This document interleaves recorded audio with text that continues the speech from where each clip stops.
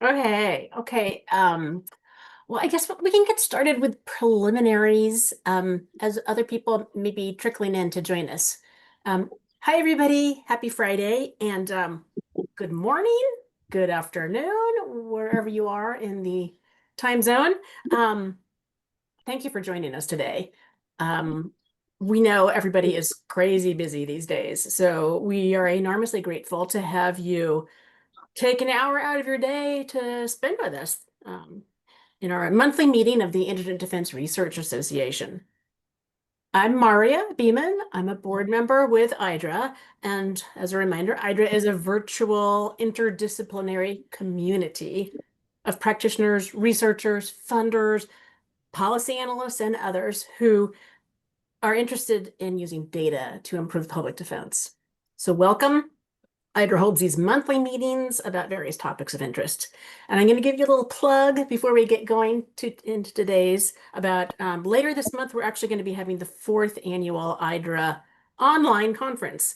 And this is an entirely free, entirely virtual event that will take place Wednesday through Friday, June 25th through 27th. And we will have sessions each day from noon to 5 p.m. Eastern time. And we'll send out information about how to join those soon. But I just want to say that if anybody wants to present and they haven't yet thrown your hat in the ring, there's still time to submit a presentation, and you can do that today. We can post a link in the chat for that if you would still like to present. Enough, though, for those preliminaries. Let's turn to the business at hand today. We are really, really excited to be talking about fighting bias with data, lessons from California's Racial Justice Act. And we are thrilled to be joined by Lisa Romo, who's the racial justice attorney with the California Office of the State Public Defender's Indigent Defense Improvement Division. So Lisa has been at the forefront of leveraging California's landmark Racial Justice Act to improve outcomes for defender clients. She's going to share insight into how things are going in California, and she's going to offer lessons learned for other states interested in pursuing this type of legislation. And that's really all I have to say. Lisa, I'll turn it over to you. We'll just say that we're going to hold questions until the end. This is being recorded. And if everybody could just unmute during the presentation, that'd be great. You can unmute when we do Q&A at the end or type questions into the chat in the meantime. So, okay, sorry. With that, Lisa, please take the floor. Thank you so much, Maria. And thanks for IDRA for having me. I'm always really excited to talk about the RJA. We have learned so much over the years, and I really want to share our lessons learned with everyone else and anyone who's interested in possibly bringing such a statute to their state. So, there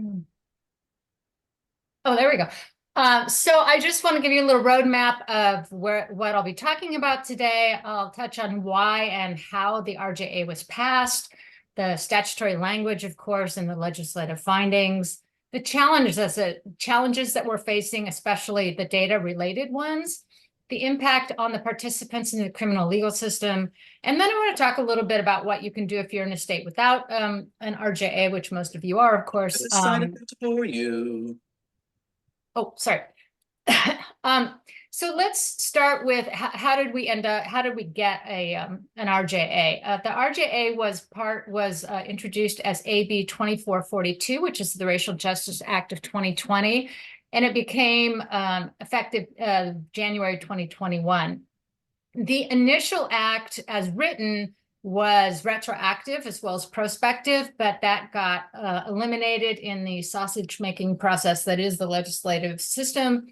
And so in the following year, we had AB 256, which made the RJA retroactive. So we now have this incredibly comprehensive act. It's prospective, it's retroactive, it's capital, non-capital. It's basically covers every part of the criminal legal system in California. So I want to talk a little bit about why the RJA was needed, and I'm sure this will all seem very familiar to you. it was necessary in light of a handful of US Supreme Court decisions and also some rulings in California Supreme Court.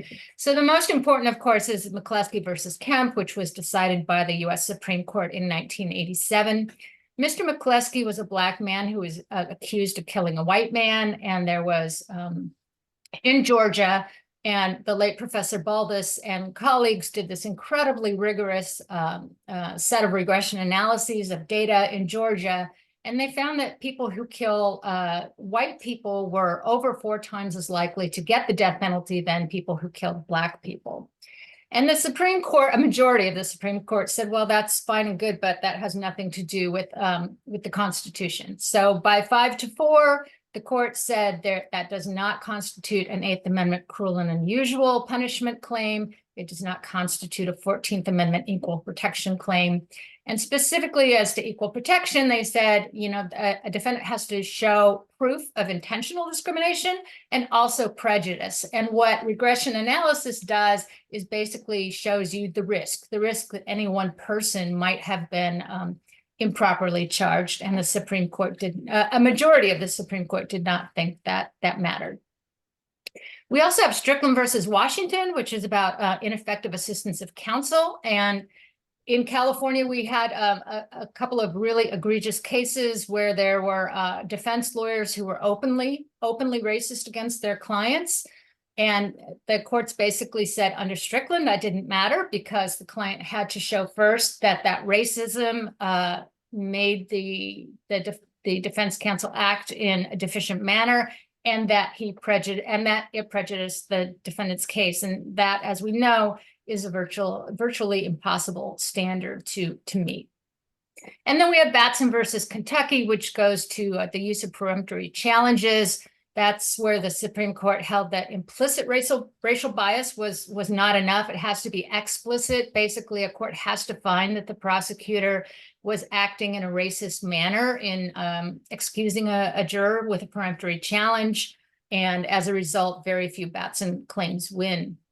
And then in our own state, we have the California Supreme Court allowing what we saw as really egregious conduct. So there is a history in death penalty cases in California at the penalty phase of prosecutors comparing our clients to animals. The frequent one is Bengal tiger. So you're seeing, Mr. Smith in the courtroom. He seems calm. He seems polite. He seems like a kitty cat, but you don't see what he's like out in the jungle when he's a Bengal tiger. And when we complained about these kinds of arguments, the court repeatedly held that it was not error, because what the prosecutors were doing, in their opinion, was properly reminding the penalty phase jury of the circumstances of the offense, including the brutality of the murders, and cautioning the jury against judging defendant based solely on his calm demeanor in the courtroom.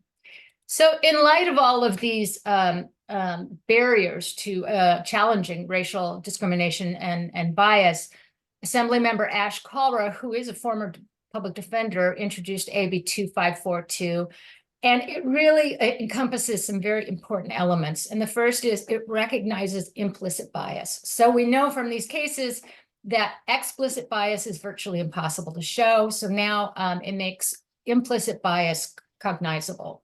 It also makes structural bias cognizable. So, we're looking at systems, the criminal legal system. So it's not just an individual case, it's how the system itself operates. And then it also recognized the inherent harm of racial discrimination. As I said, it is virtually impossible to prove that race discrimination or bias impacted any particular case. And this legislation makes very clear that basically if there is racism or racial bias in a case, that it is per se harmful. So this legislation was endorsed and sponsored by a variety of organizations. The groups really put together this amazing coalition of organizations. And I will say that it started off strong, but then the pandemic hit, and so it came to a standstill. And tragically, it was the murder of George Floyd that pushed it back into momentum to get it passed. But it was also due to a huge effort to mobilize grassroots support. So here you can see just the many organizations that joined in to support this legislation. And I think that was key to getting it passed. In contrast, our opposition came from the California District Attorneys Association and the California State Sheriffs Association. And their position was basically this would be a windfall for defendants. So a violation would require relief without any showing of defendant that the defendant had suffered prejudice or there had been any impact on the trial. So basically, they wanted us to keep the McCleskey paradigm. And thankfully, the legislature rejected those arguments in opposition and passed 2542. So I want to switch now a little bit to the findings and the actual language of the statute. And I think the findings are really important for a couple of reasons. I should back up and say, I don't know how legislation is done in your state, but in California, we have the actual codified language, but then we have uncodified findings that can be added. And in the 2542 context, they were extensive. Some folks spent, I can't take any credit, but some folks spent a lot of time and effort in thinking through findings, and they are excellent. And the reason they are so important is a couple of things. One, I think the courts that want to rule in our favor are relying heavily on them. And second, I think it's really helping educate judges across the bench to what the RJA is all about. So I just cut out or excerpted a couple of the findings. This certainly isn't all of them.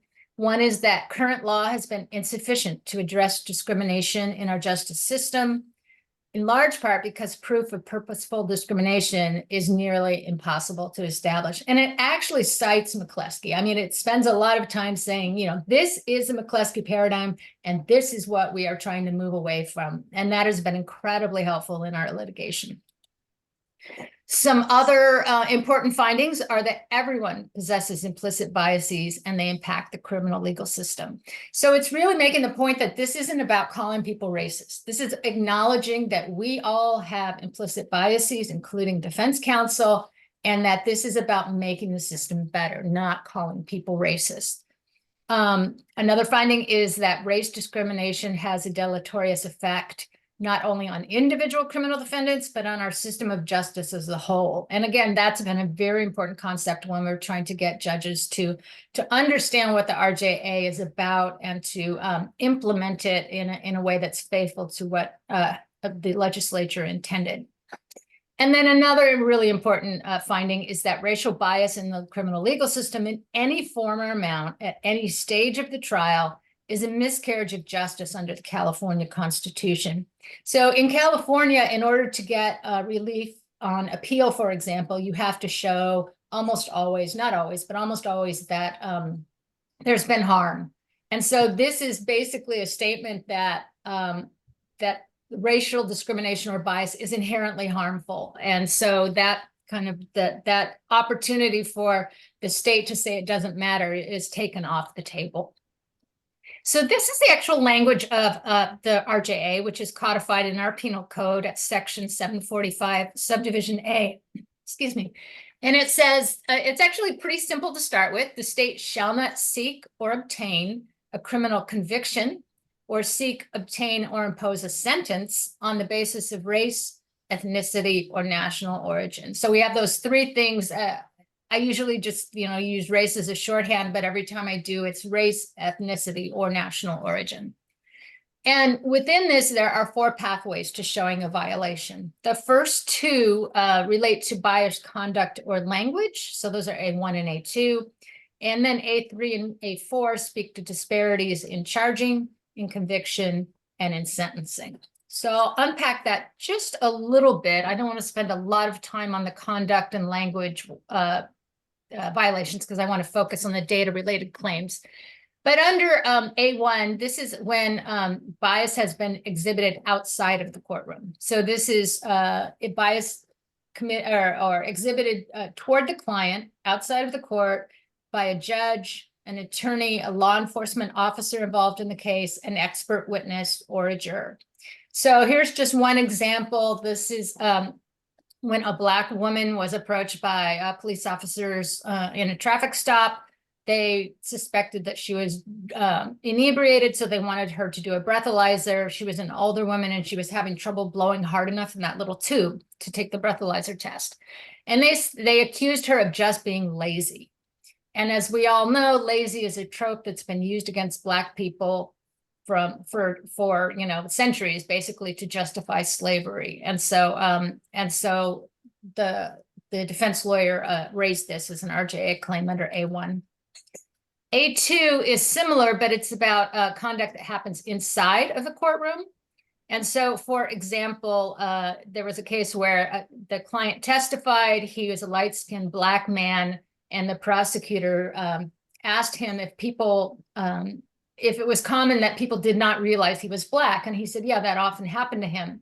And so then in argument, the prosecutor argued that defendant had admitted to his ambiguous ethnic presentation that confused people, and therefore he wasn't credible. And rightly, the Court of Appeal found that was highly offensive. So now I want to get into the disparity in charging and conviction and sentencing that is the crux of the data claims we have. And the language in hindsight is quite convoluted. I wish it had been I don't know, more streamlined and clear, but lesson learned. So this is in A3. This is not the exact language, but basically it applies when a defendant has been charged or convicted of a more serious offense than similarly situated people of other races who have engaged in similar conduct, and the prosecution more frequently sought convictions for more serious offenses against people of defendant's race. What does that mean, you might ask? I can't tell you. We're still litigating basically every word in the statute, but I'll break it down as best I can. And then there's very similar language for disparities in sentencing, but that's divided into two parts. The first part is based on the defendant's race, ethnicity, or national origin. And the second part is based on the victim race, ethnicity, or national origin. Because we know, especially in the death penalty context, where I've practiced most of my career, that where we see a lot of the disparity is based on victim race, that the most death penalty cases are driven by white victims. I want to touch briefly on the remedies. Again, we are litigating every word in the statute, but generally the remedies make clear that we don't need a showing of prejudice, that the court shall impose a remedy specific to the violation. We thought when this statute was enacted that shall was very clear. It was a mandate. It meant shall. We found out recently that, in fact, it doesn't mean. It means the court can do whatever they like and exercise their discretion. So we're still litigating that one. And then it sets out some possible remedies based on whether the stage of the case. Is it pre-judgment or post-judgment? If the case is still at the trial level, there could be a mistrial if the defendant is interested in that, a new jury. There could be a dismissal of enhancements in special circumstances. Here in California, we have a ton of enhancements, and special circumstances are what makes our clients eligible either for life without parole or the death penalty, or to reduce charges.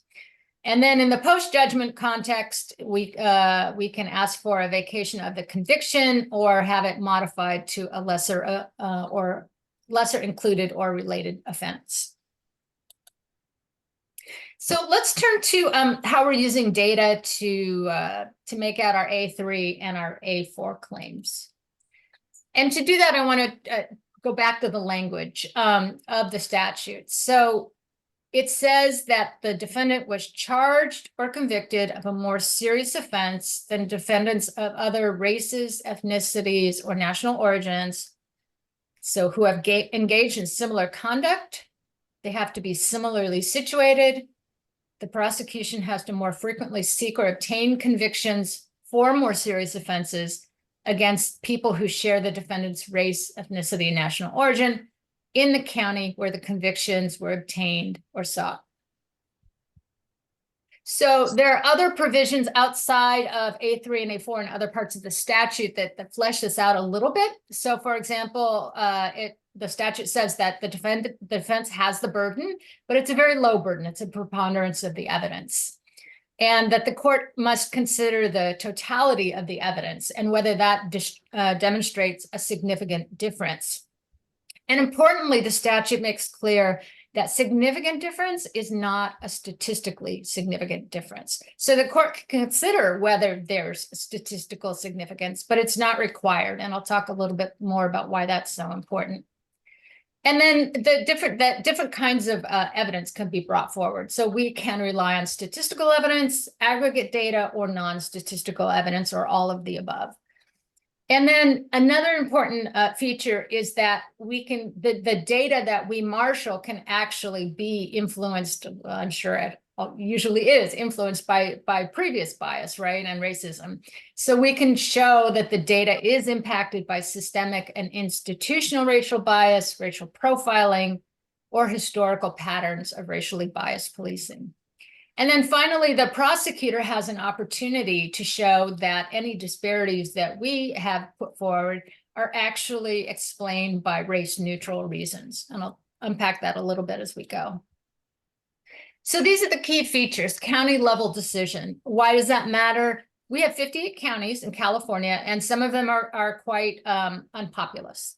And so, for example, you have Los Angeles County, where, you know, any crime you can think of, you have thousands and thousands and thousands of people who've been charged and convicted, and you can, you know, easily analyze that data statistically, to very rural counties where there may have been one murder in the last 5 years. So it's very hard then to analyze the statistical pattern in that particular crime when there have been so few of them. So that can really pose some challenges in small counties. Similar conduct and similarly situated, I've mentioned before, and I will say that when this legislation was passed, I certainly thought that that was kind of I wouldn't say self-evident, but you know, from social science, we were looking to social science, and we thought, okay, this is what social scientists do when they're talking about similar conduct and similarly situated. And I perhaps naively thought that it would be clearer, but in fact, we are fighting every case. We end up fighting over what this means.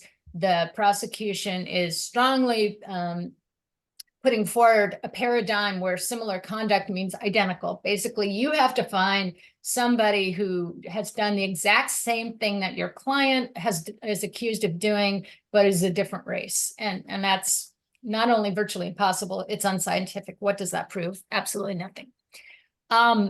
Statistical significance, again, it gets back to these counties. If you have very few, say, homicides in a county, it's almost impossible to do a statistical analysis where you can find statistical significance, because you need a certain, you know, number of cases to analyze. Again, in Los Angeles County, generally not a problem, but other counties it can be very difficult. So again, the court can take it into consideration, but doesn't have to find it in order to rule for us. So what we're doing in these cases is we're really trying to marshal data and other information that tells a story. So we might have some statistics, they might be descriptive, they might be, you know, as a result of regression analysis or some kind of more sophisticated statistical analysis, but we're not stopping there. We're saying, we're trying to show the whole picture and put a compelling case together. Our position is that we don't have to. That's not required, but we encourage people to tell, for example, the history of racism in that county. How is it that the criminal legal system in that county is now operating in basically a biased fashion? And it goes back to the history in that county. We're also looking at, you know, other kinds of contextual information. Look at how that prosecutor's office has operated. Look at how policing is occurring. If police are only targeting communities of color, then it's not surprising that only people of color are being charged with particular crimes. And one really compelling example of this is work that my colleague Elizabeth Lashley Haynes in Los Angeles, she's the RJA attorney in Los Angeles, is litigating, is pimping and pandering. So there are kind of a hierarchy of crimes: soliciting, prostitution, pimping and pandering, human trafficking. And in Los Angeles, what happens is cops go out, they have an undercover decoy. If a Black man comes up, the decoy officer engages in this language that can be construed as human trafficking. Basically, inviting the person to say things that make it sound like that he wants to be a pimp or something like that. Whereas if the person who comes up to them is white or Latino, they just do the usual, conversation, and the cops come out and arrest them. And so in that county, something like 95% of the people who are charged with human trafficking are Black. And we just know that that's not true, right? So we're trying to show how that came to be instead of just relying on the statistics. Other key features: the disparity is in the aggregate, not in the individual client. And this gets back to McCleskey. So if you do a regression analysis, that really tells you about the risk that any one person in the group might be charged or convicted or sentenced in a particular way, but it doesn't tell you about individuals. And the RJA, the disparity claims, are really about looking at groups of people and whether they've been treated differently. And we're having a really hard time getting the courts to make that transition because, in fairness, the criminal justice system is really related to looking at individual people, right? That's what it's supposed to be about. And so this is a big switch, and we haven't been very successful at getting courts to look more holistically, systemically at what's happening. And I think a lot of that is, you're asking people who obviously believe in the system and who are running the system to step back and say, oh yeah, the system's been operating unfairly for decades. And that's a really hard ask. And we are struggling.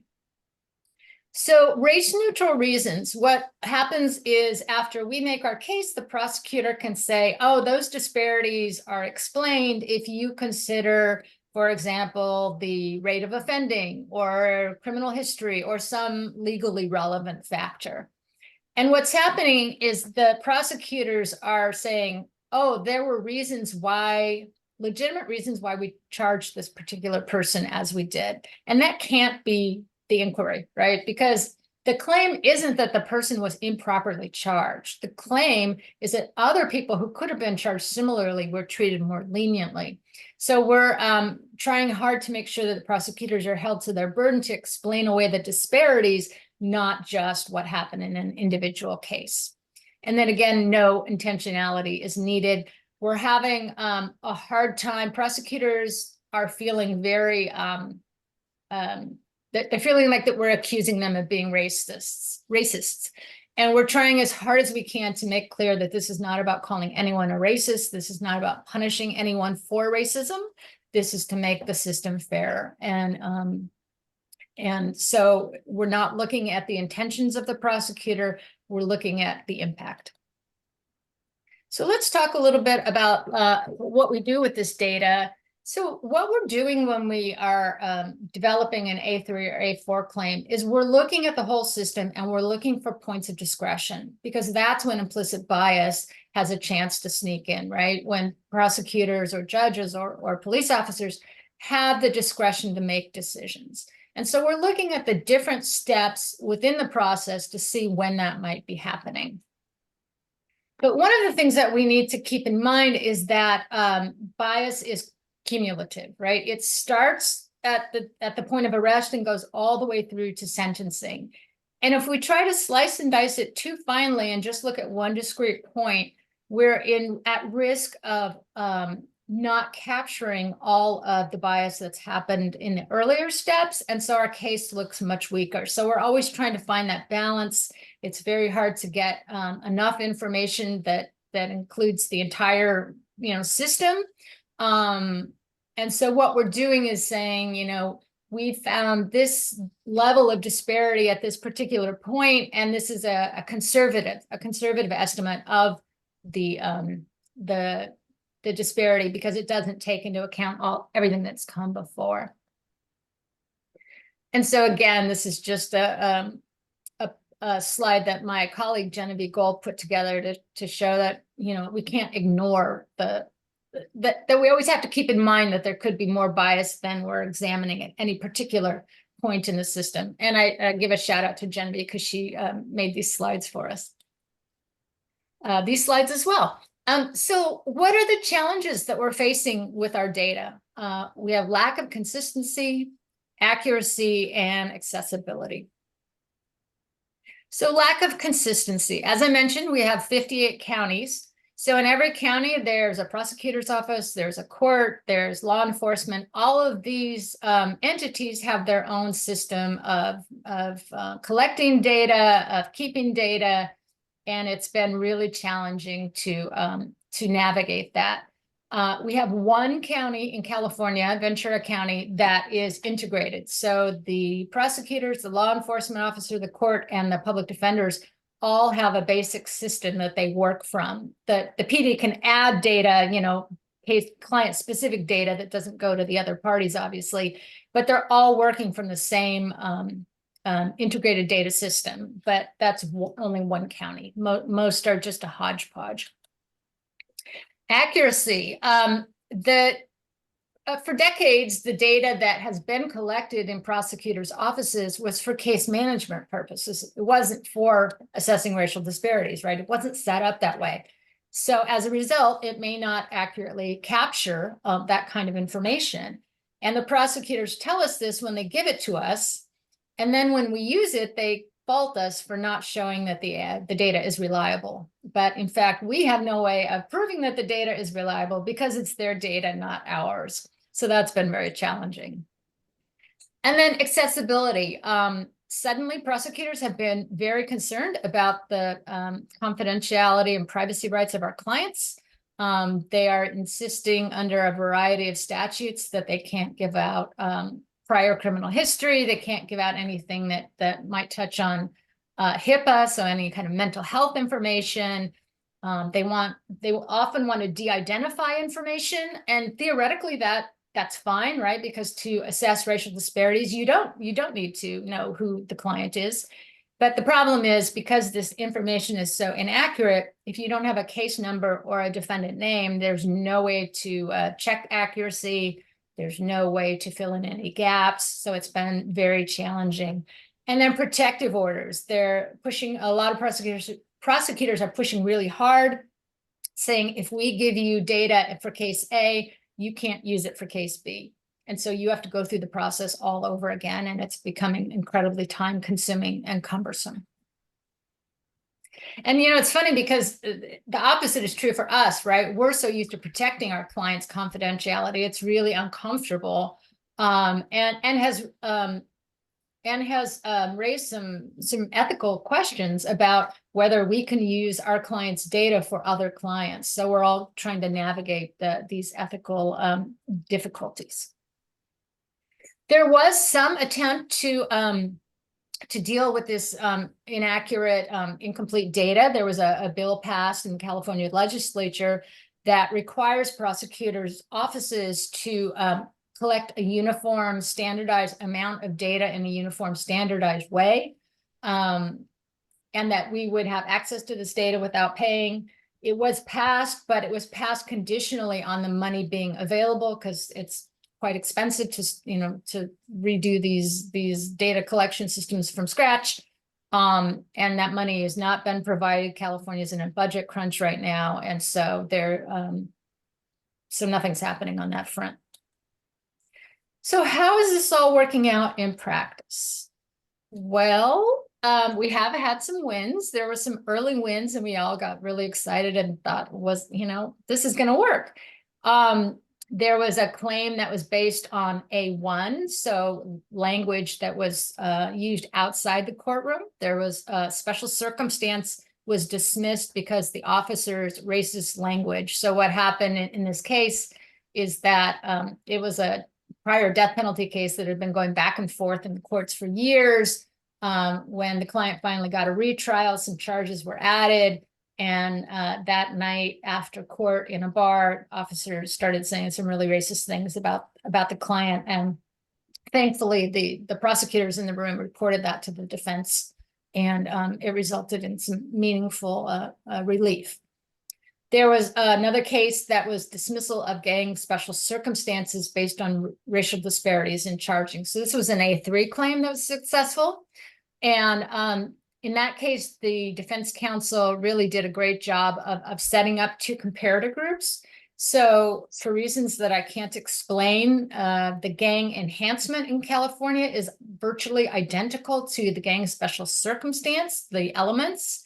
And so basically it's up to the prosecutor what to charge. And so by comparing those two groups, the counsel was able to show that that Black people were much more likely to be charged with the more egregious special circumstance based on the exact same, legal test. And then we had a case, the death penalty case that was reduced to life without parole after the expert in an Atkins hearing, so intellectual disability hearing, acknowledged that he chose a particular IQ test because of the defendant's race. So we've also had some really disappointing losses.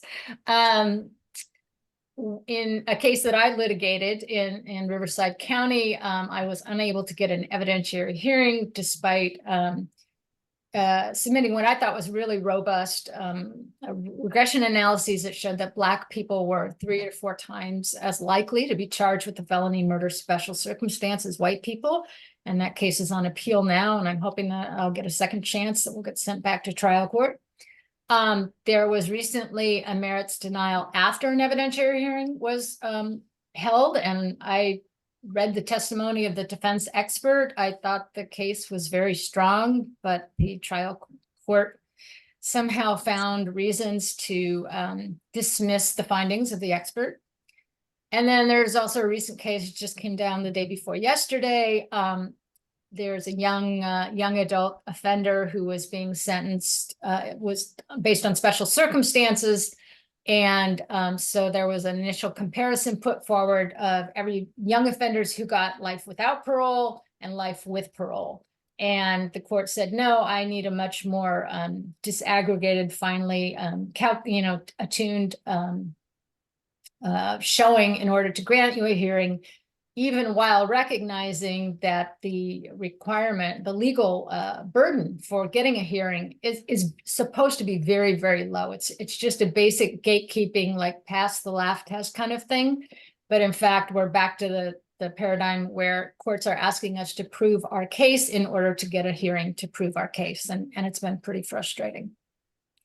So the challenges that we've been facing, getting data, as I mentioned, getting courts to understand statistical and social science.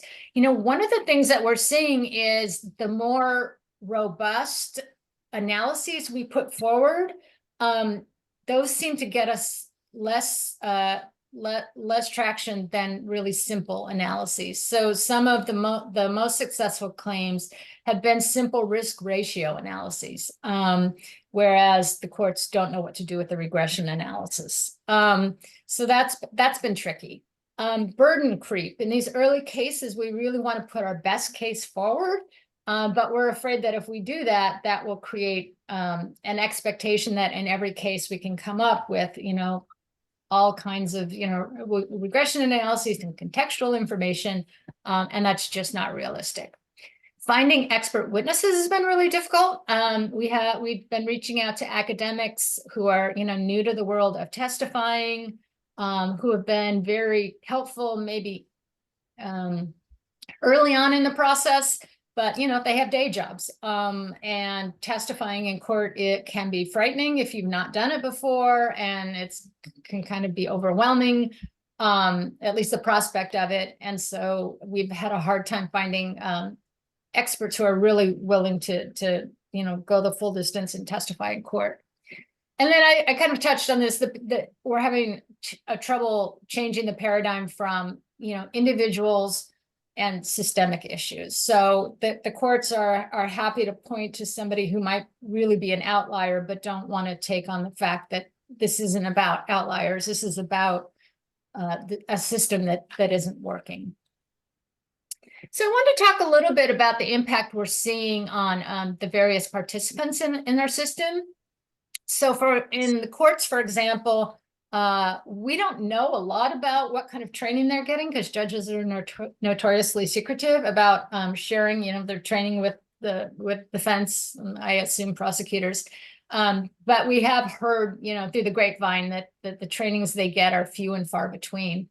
Anecdotally, we see that courts are trying everything they can do to avoid ruling on the issues. And sometimes this is helpful. So what we're seeing a lot in the trial court is what we call RJA adjacent wins. So the court will say, well, I'm going to give the client relief under this statute, but you have to drop the RJA claim in return. And of course, the defense does that because they want their client to get the best outcome. One disturbing trend we've seen in the appellate courts is they are working as hard as they can to find the claims forfeited. So in California, you have to object in order to preserve a claim for appeal. Even when people have objected at the trial level, appellate courts have said, well, it wasn't a written motion, or you didn't say the magic words RJA. Really just doing everything they can to avoid ruling on these claims. One interesting thing that happened in San Diego is that there was a judge, in some courts, all of the RJA claims will go to one judge, and other courts, they go to various judges. And in San Diego, they were all going to one particular judge who at some point on the record challenged counsel to go down the hall and find any courtroom where racial discrimination or bias had ever occurred. Basically, he did not believe it existed. And the defense bar fought on that and ultimately got him removed from hearing RJA cases. And I'm very disappointed to have to say that the California Supreme Court has just made some of the justices on the court have made some really troubling remarks. So the first few cases are trickling through to the California Supreme Court, and it happens to be in death penalty cases that my office is handling. And so these are A1 and 2 conduct and language claims. And there was just an argument yesterday, I didn't watch it, but I heard about it, where counsel was explaining that it's an RJA violation when the prosecutor compares our client to an animal because it's dehumanizing if our client is a person of color. And the findings of the RJA are very clear that that's one of the reasons the RJA was passed. And a couple of the judges basically said, well, if he's acting in an inhuman way, what's the problem? So they really just don't understand what the RJA is about. How that will play out in the future, I don't know, but it was extremely disappointing. Prosecutors, we've seen a lot of backlash. We've seen things like DAs saying, well, fine, I'll charge every defendant with the max. And so then you can't say I'm being racist. We have seen inconsistent willingness to provide data. Some just flat out refuse. A lot of prosecutors in California are using an outfit called Sakura Data Analysis, and this is a for-profit firm that is raking in millions and millions of dollars, but there's little transparency in what they're actually doing. So we find that problematic. And so they're not only working with the data that the prosecutors have, they're also they're filing declarations and they're testifying in RJA cases attacking our claims. And then the Attorney General's office. So in California, the Attorney General's office is the entity that responds in the appellate briefing. And their position, and they're supposed to be a unified office that puts forward unified positions. And in fact, they've been all over the board in RJA.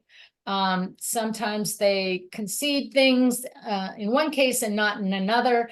And we just saw in the California Supreme Court where basically the Deputy Attorney General arguing in front of the court tried to walk back a concession that there had been an RJA violation that she had made in the briefing. So that's been kind of a moving target for us.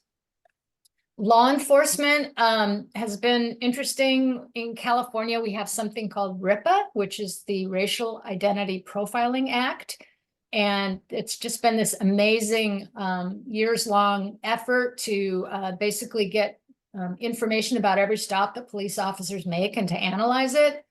And we've had anecdotal reports that because this data is now being used in RJA cases, that police officers are intentionally putting in incorrect information to kind of, muck up the system. I don't know if that's true. The RIPA board is now investigating that very thing, so we should know more later.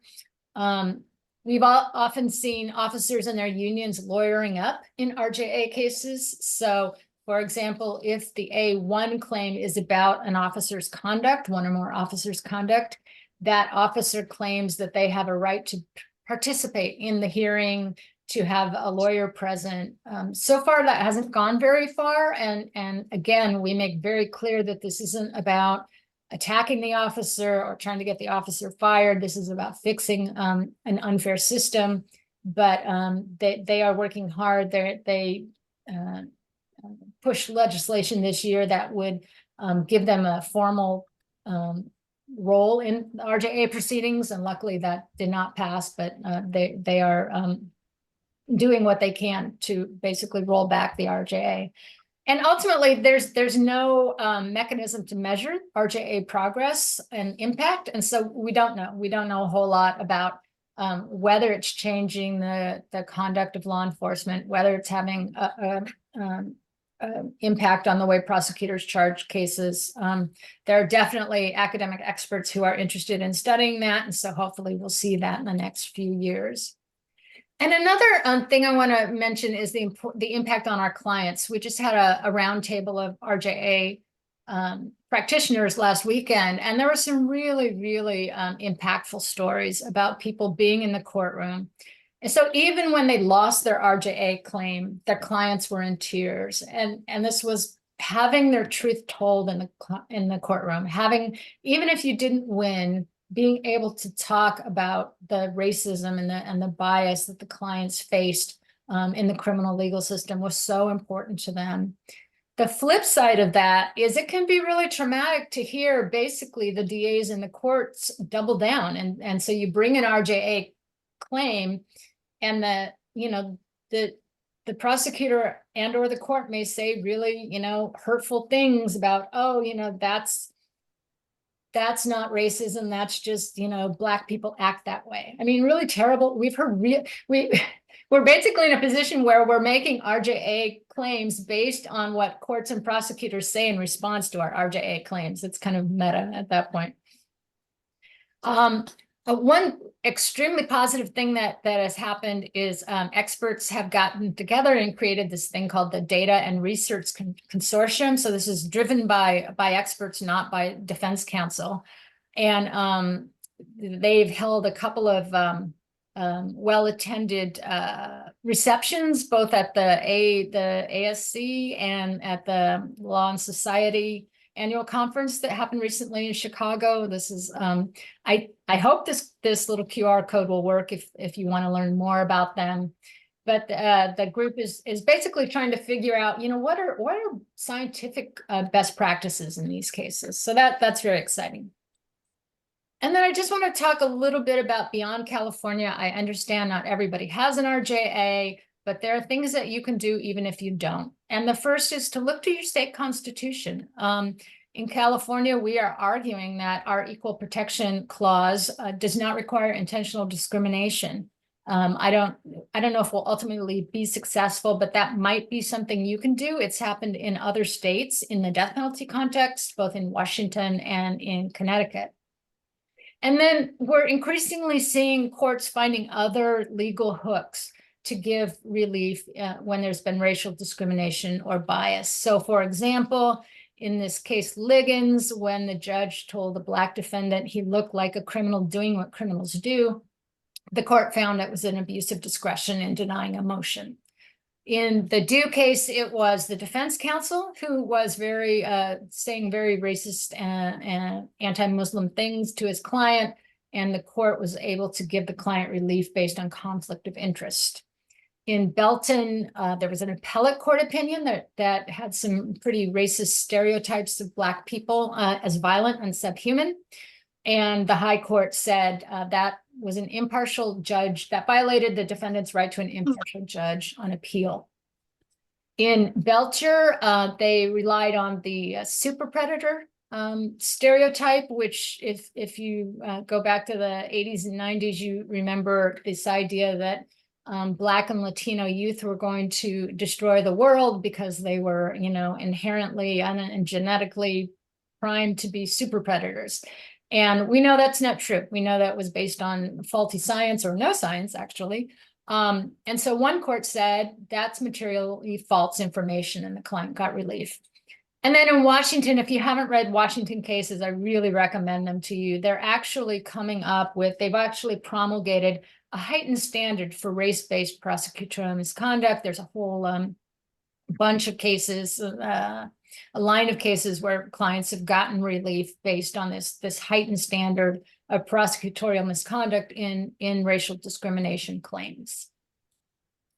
So finally, I just want to say, if you think that the RJA may be the way for you to go, I just, and you want to rush out and try to get one passed in your state, just remember, at least in California, it's not a panacea. For example, for us, it doesn't apply to lay witnesses, which is a big issue.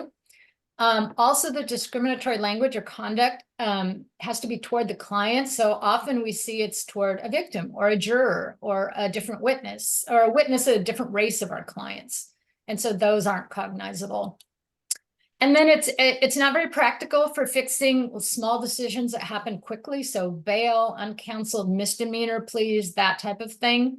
And I would just say, if you're thinking about drafting one of these statutes in your jurisdiction, please talk to us first. We've learned a lot. We've learned a lot over the years, and if we were starting from scratch, we wouldn't put forward the same statute. But I hope people do think about it, because it has been to some extent an effective tool, and I'm hoping we can make it more effective as we go forward.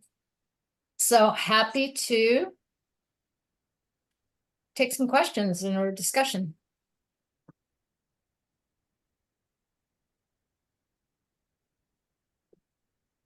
Thank you, Lisa. I don't know if anybody has any questions, please feel free to just. Hi, my name is Michaela Rabinowitz. I'm with the National Institute for Criminal Justice Reform. I have some questions just about some of the data access issues. Sure. I guess I'm curious if there have been any efforts to try to get data directly from the Attorney General's office, since, the California Department of Justice actually holds virtually all criminal justice data in California, and in theory, the law is supposed to provide access to that data. Yeah, the short answer is yes, and they've been spectacularly unsuccessful. So the DOJ in California has this incredibly siloed system of collecting data. And so there's like victim data and offended data, and they claim that they can't cross-reference. So it's been a real nightmare trying to use what data that you can get. And then they have an online portal for basically our version of FOIA is the California Public Records Act request. And a few people have gotten great data right away, and most people just get radio silence. I think there has been some consideration whether we should sue the DOJ because they're not complying with the Public Records Act requirements. And I will say just generally, the ACLU has partnered with a law firm, pro bono law firm, to sue DAs that haven't. First, they've made these Public Records Act requests, and for DAs offices that haven't responded, they have actually engaged in a couple of lawsuits. One has been really successful in Orange County. So we do have a coalition of organizations that are working on improved data access, but it's been slow going. And yeah, the DOJ has it all, and they should be giving it up, but they don't.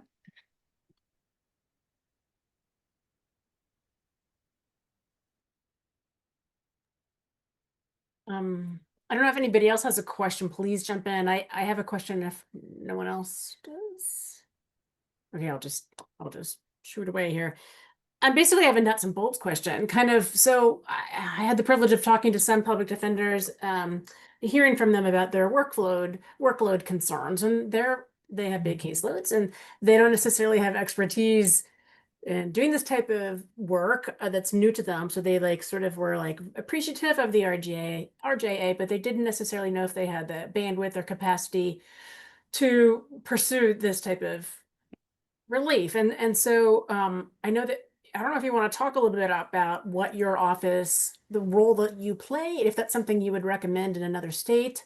And yeah, I mean, there's a difference between small counties, big counties, the resources that individual attorneys are able to bring to this work. So I don't know if you want to talk about any of that.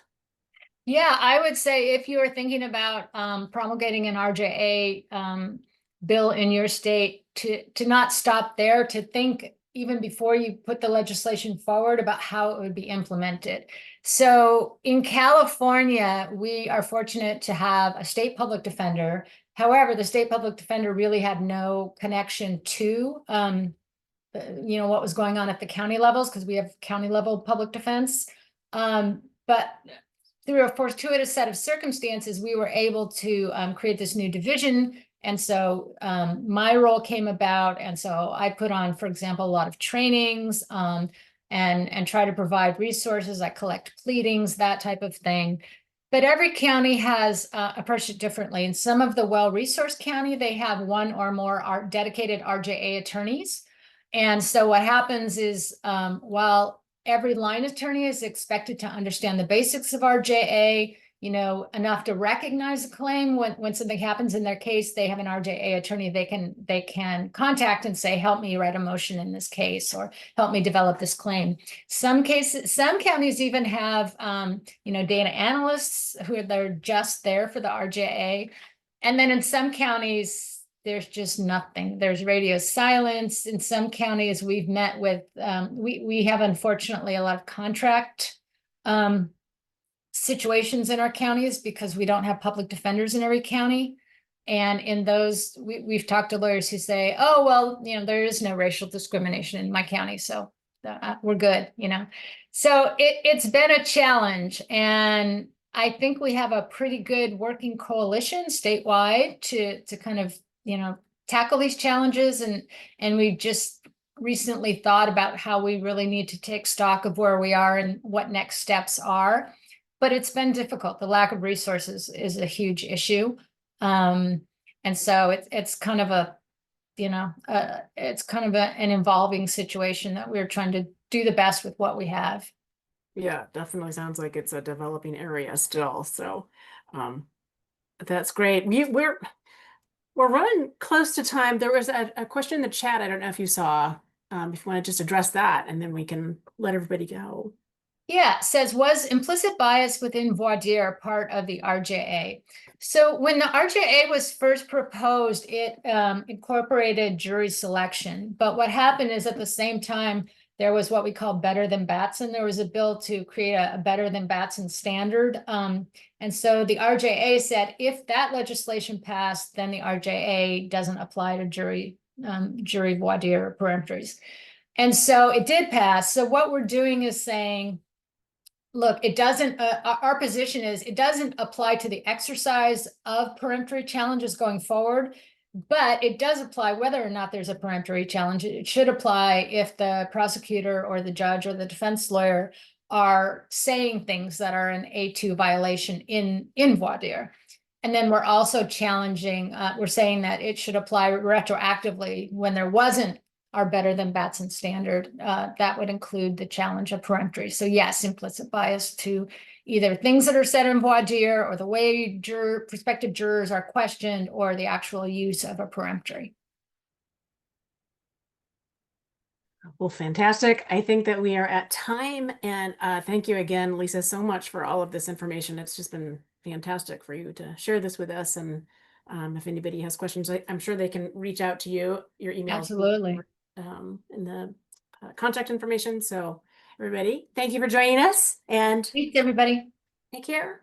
Bye-bye.